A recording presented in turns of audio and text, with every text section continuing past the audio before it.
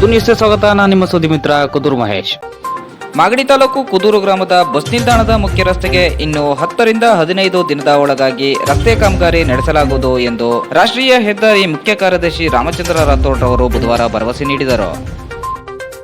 ಬುಧವಾರ ಕುದೂರು ಗ್ರಾಮಕ್ಕೆ ಭೇಟಿ ನೀಡಿ ಸುದ್ದಿಗಾರರೊಂದಿಗೆ ಮಾತನಾಡಿದ ಅವರು, ಬಸ್ ನಿಲ್ದಾಣದ ಮುಖ್ಯ ರಸ್ತೆಯ ಮುಂಭಾಗದಲ್ಲಿರುವ ಅಂಗಡಿ ಮುಂಗಟ್ಟುಗಳ ಶೀಟ್ಗಳನ್ನು ತೆರವುಗೊಳಿಸಿ ರಸ್ತೆಯ ಇಕ್ಕೆಲೆಗಳಲ್ಲಿ ಚರಂಡಿ ಕಾಮಗಾರಿಯನ್ನ ಪೂರ್ಣಗೊಳಿಸಲಾಗುವುದು. ನಂತರ ಕುದೂರು ಬೈಪಾಸ್ ರಸ್ತೆಯಿಂದ ಡಾಂಬರೀಕರಣ ಹಾಗೂ ಕುದೂರು ಪೊಲೀಸ್ ಠಾಣೆಯಿಂದ ಸಂತೆ ವೃತ್ತದವರೆಗೂ ಸಿಮೆಂಟ್ ರಸ್ತೆ ಕಾಮಗಾರಿಯನ್ನ ಪೂರ್ಣಗೊಳಿಸಲಾಗುವುದು ಎಂದು ಮಾತನಾಡಿದರು.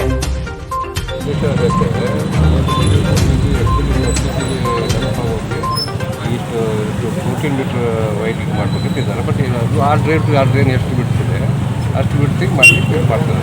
ಆ್ಯಕ್ಚುಲಿ ಇಂಟರ್ಮೀಡಿಯೇಟ್ ಲೇನ್ ಅಂತ ಹೇಳಿದ್ರೆ 5.5 ಮಾಡಿದ್ದಾರೆ. ಒಂದು ಅನುಕೂಲ ಆಗ್ತದೆ ಅಂತ AW ನನಗೆ ಎಕ್ಸ್ಪ್ಲೇನ್ ಮಾಡಿದ್ದೀನಿ. ಅದನ್ನೇ ಡ್ರಾಫ್ಟ್ ಔಟ್ ಮಾಡಿ ಇನ್ಸ್ಪೆಕ್ಟರ್ ನೋಟಿಗೆ ನಾನು ಈಗ ಕೊಡ್ತಾ ಇದ್ದೇನೆ. ಅದನ್ನು ಮಾಡಲಿಕ್ಕೆ ಬಟ್ ಯಾವಾಗ ಸ್ಟಾರ್ಟ್ ಮಾಡ್ತಾರೆ?